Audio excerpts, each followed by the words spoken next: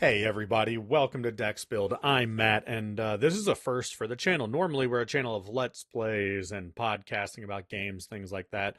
But for fun, I've been playing Ys Memoire, Oath in Felghana, which, apologies if I'm wrong, I do like the Ys games, but I'm not as embedded in the history of them as some others may be. But I believe it's a remake of Ys 3. So it's like a remake of a game that had been remade. It doesn't matter.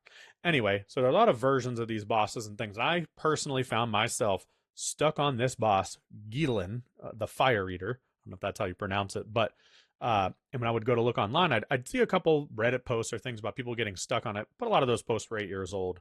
The videos I could find were 8 years old, and a lot of folks were like, "This actually isn't bad if you're playing Memoir. Maybe there's like a frames per second thing that made it more difficult, but this older version on Steam wasn't too bad. Whatever." So anyway, he might have taken me something like 20 tries. So I decided I'd go ahead and tell you how I beat him, because I'm the last person to make a boss instructional video. But I beat him successfully, so I want to talk a little bit about what I'm doing here. So if you notice at the beginning of the fight, he'll come out of these holes on fire and come rushing towards you. Hold down your R1 button, I found to be the way to do it. Jump over him and use your wind button to fly over him. And be prepared the second you land. So charge that R1 while you're in the air. Land on the other side of him.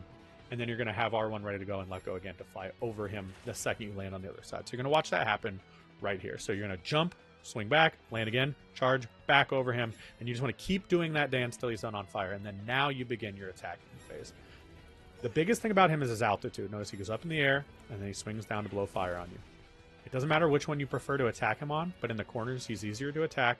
And you want to make sure that either when he's breathing fire, you stay on the ground and do your charge spin, or you wait for him to finish blowing fire, and then you do your charge spin in the air, all in the center of him as he curls around you so you can get damage on all those little parts of him. So you'll see him do it. Here I'm just trying to survive the jump back and forth, and now you'll see I'll try to tuck into his center in the sky there. Wait for him on the ground, jump, do it in the air in his center again. And we're going to do this dance as long as we need. And this is the fight with some minimal changes. After a few hits, he'll go back into the lava and retreat back into the ground, at which point you just want to get as far away as you can to buy as much air time while he's on fire that you don't have to deal with. And then do your back and forth dance until he stops fire. And you want to try to get in the center of him to hit him in the middle of his body.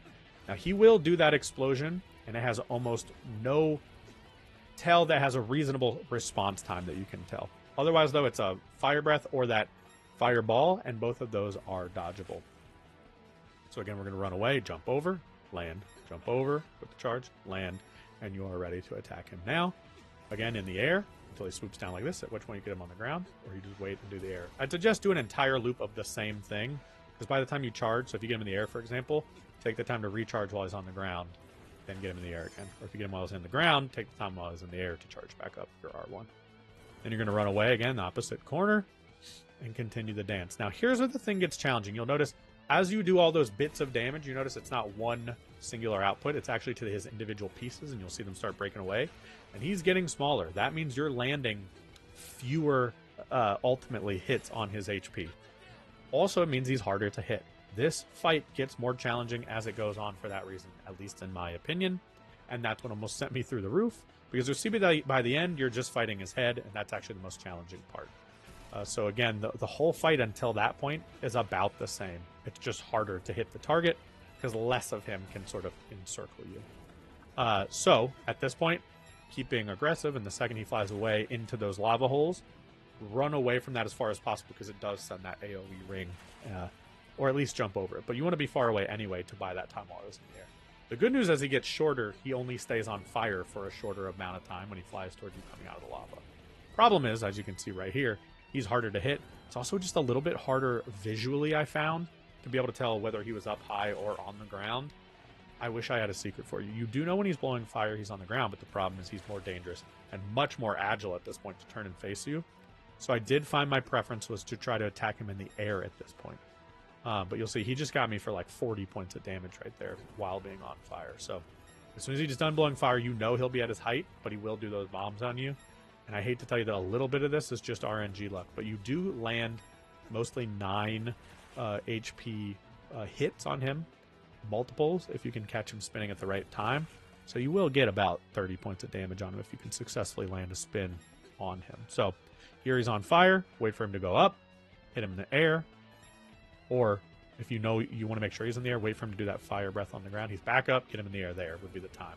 See, he swoops low and it's hard to tell. So that's how I found success in handling this boss, who I really found to be a nightmare. This last phase is just about patience. Try to avoid taking especially hits in this portion here, where if you land in his fire trail, you'll take, as you can see, a lot of HP of damage all at once.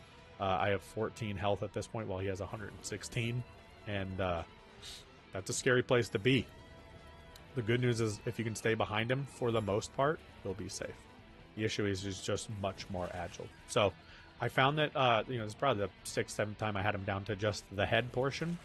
And I found that just being patient often paid off, and really doing your best to avoid landing in his fire trail during that portion. And then otherwise waiting for an attack like that to know that he's in the air, and getting him then after he's unleashed his dangerous attacks on you. So we're down to 44 HP here. Now I only need probably one more spin attack on him. Now he's down to 18.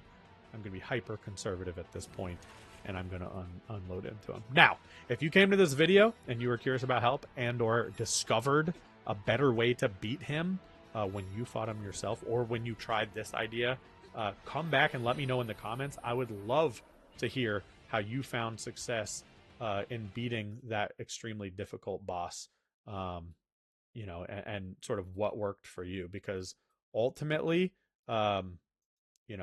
I found that to be challenging. So let me know down in the comments. Thanks for coming by, and make sure to check out all the other stuff.